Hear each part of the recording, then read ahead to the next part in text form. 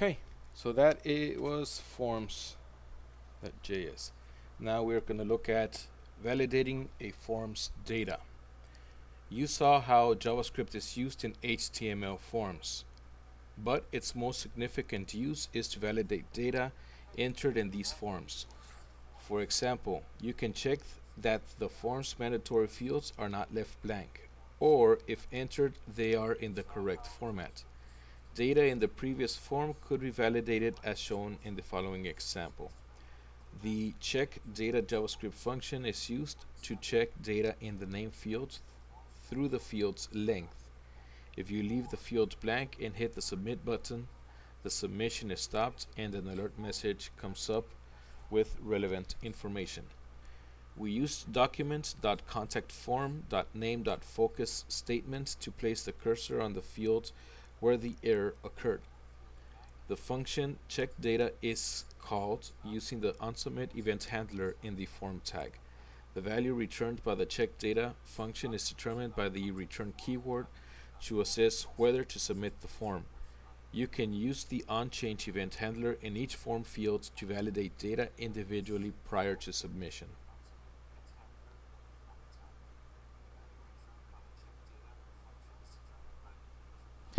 Okay, so on page 135, it's a similar project. So let's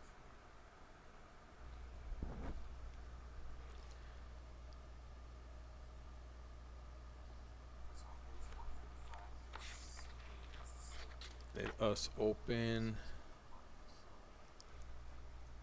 our forms V.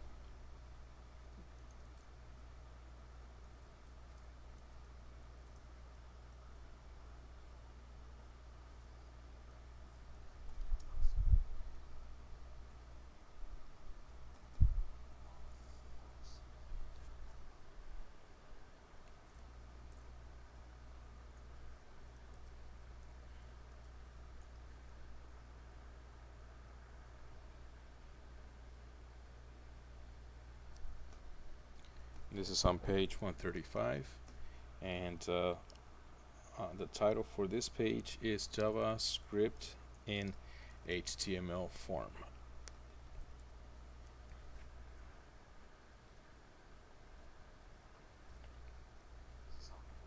So inside our script, let's go ahead and create our function. Check data.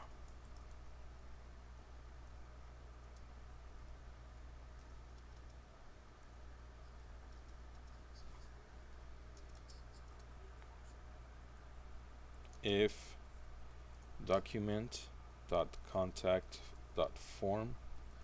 contact form.name.value.length is less than 1,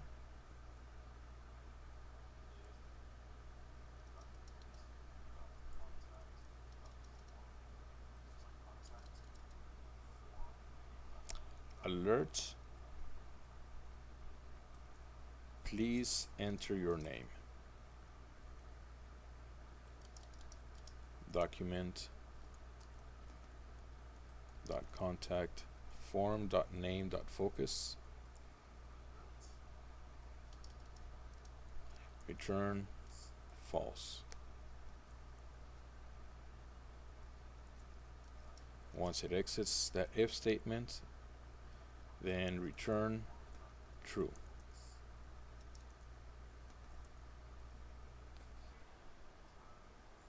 Now let's create our form.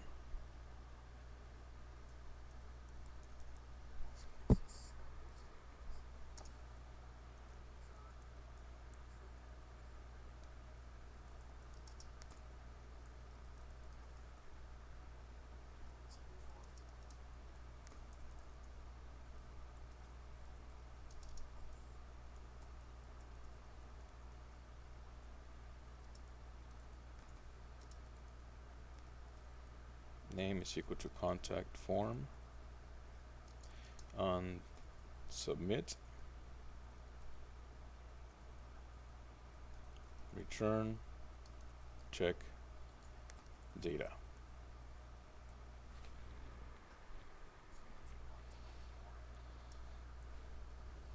Once again, let's create our legend.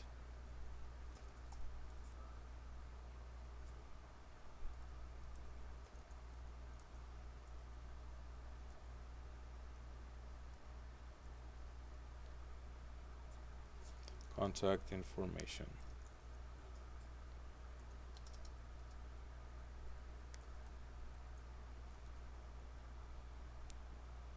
Label, name. Well, for now, let's make it as just a hashtag because I'm gonna create my little template first. So label, br, and then our input type, text, name, hash, then our closing label tag and br. Alright, so copy and paste it 3 times, and now let's go ahead and build it. Name,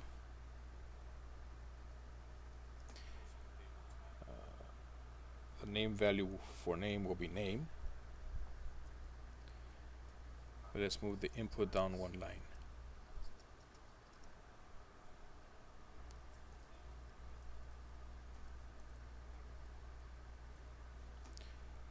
The second field, second label will be email,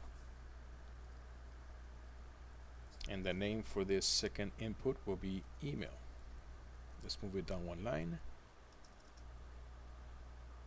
And then third one will be cell number.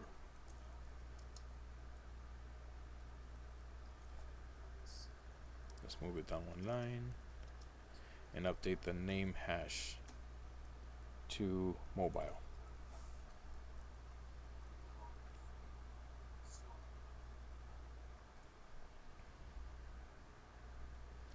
After our field sets, we will add our p tag.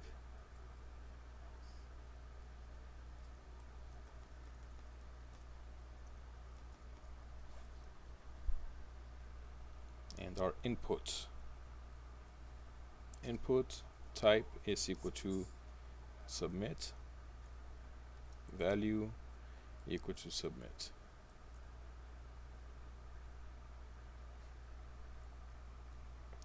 Save it.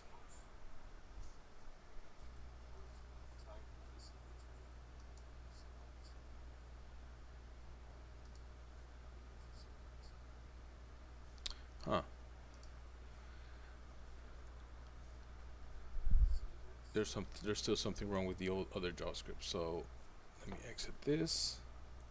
Nano 15.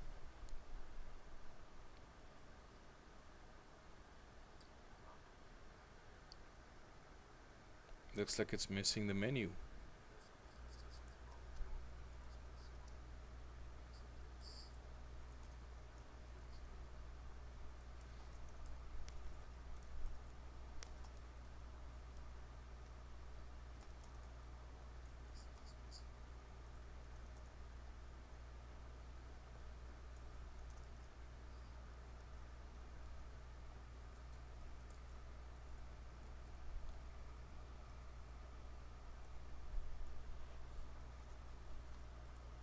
And it's also not linked to the CSS value.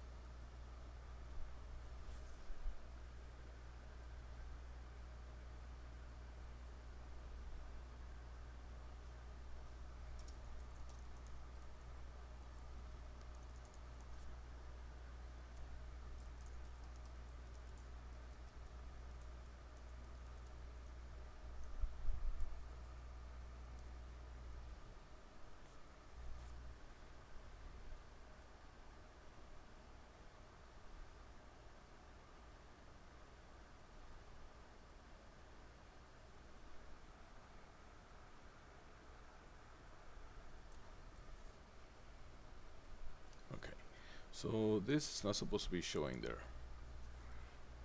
Let's see why it's showing. Ah, I see. Because it's showing because of this script tag here. That's not supposed to be there. It's actually supposed to be down here. So let me go ahead and correct that.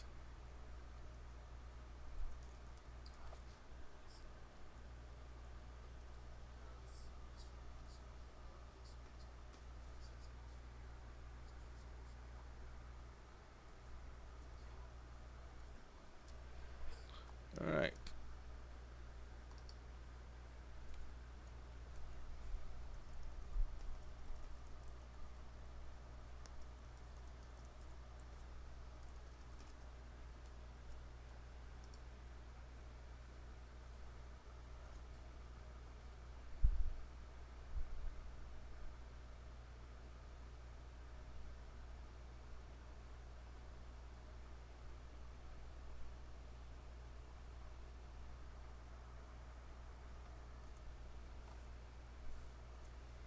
Okay, the name label is not showing.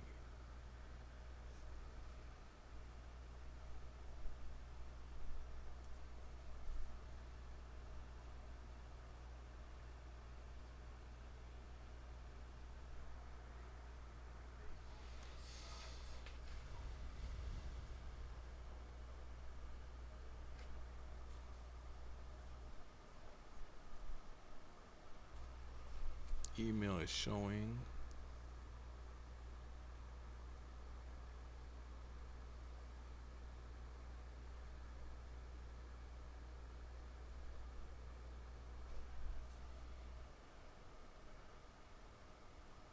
I see it.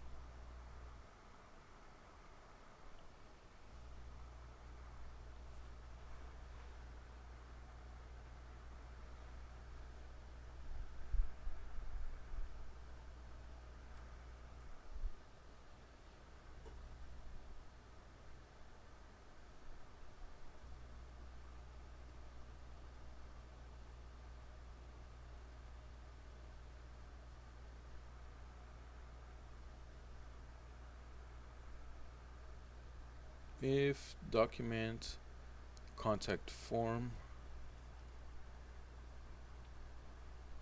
dot name contact form, okay, so that is correct. Dot name dot value dot length is less than 1.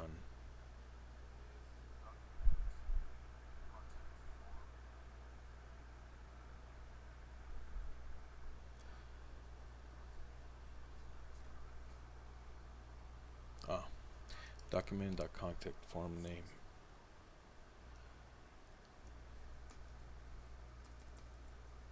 Save, refresh.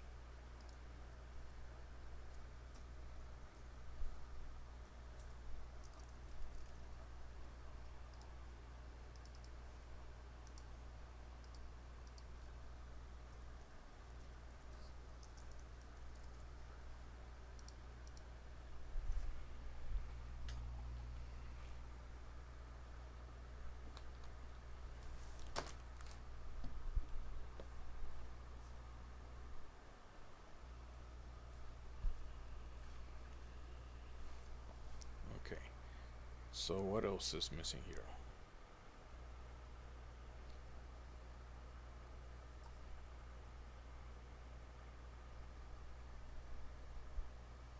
If document dot contact form dot name dot value dot length is less than 1, that looks correct. Function check. Ah, there it is. It's not running it because this is misspelled.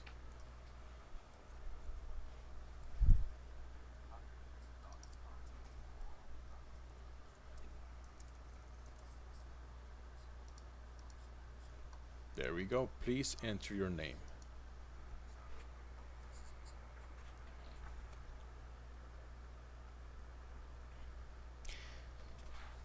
So, at this point, we have seen how to handle different aspects of HTML forms using client-side scripting to avoid server round trips. Forms are designed to receive input from users and then to store this input into a database. This functionality lacks in client-side scripting languages, and this is where server-side scripting comes into action. In the next part, you will learn how to validate and store HTML form data on the server using PHP and MySQL. JavaScript and PHP. Although PHP offers plenty of power for creating dynamically generated web pages, it is strictly a server-side language. There's a common category of websites tasks that perhaps don't require all the processing power of a server and would be best done quickly. For instance, changing the look of a button on mouse over. JavaScript, a purely client-side language, can be easily integrated into our projects to fill in many of these gaps. Client-side JavaScript itself has many limitations. For example, because it can't communicate directly with a database, JavaScript cannot update itself with fresh data depending on the page.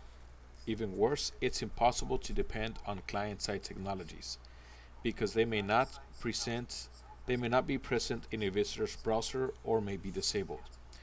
PHP can help mitigate the effects of client-side indeterminacy. Where to use JavaScript? Some places you should definitely consider replacing or enhancing PHP with JavaScript include simple arithmetic in forms and calculators, such as shopping cart running total, mortgage calculators, etc. Simple form validation, such as making sure email addresses have @ symbols. Site navigation, such as pull-down navigation menus. Pop-ups, alerts, search boxes. Pop-up events, mouse over and on-click.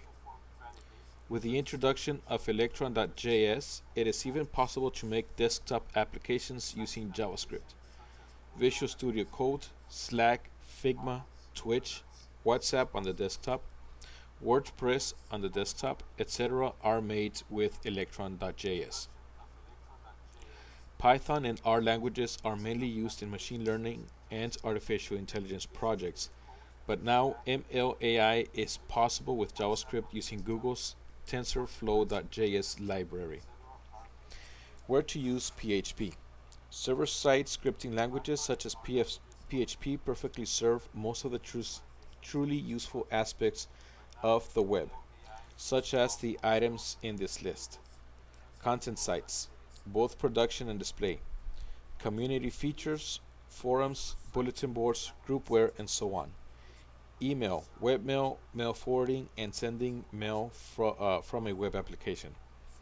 Customer support and technical support systems, web-based business applications, surveys, polls, and tests, filling out and submitting forms online, catalog, brochure, and informational sites. Games, for example chess with lots of logic, but simple static graphics. Any other application that needs to connect to a backend server.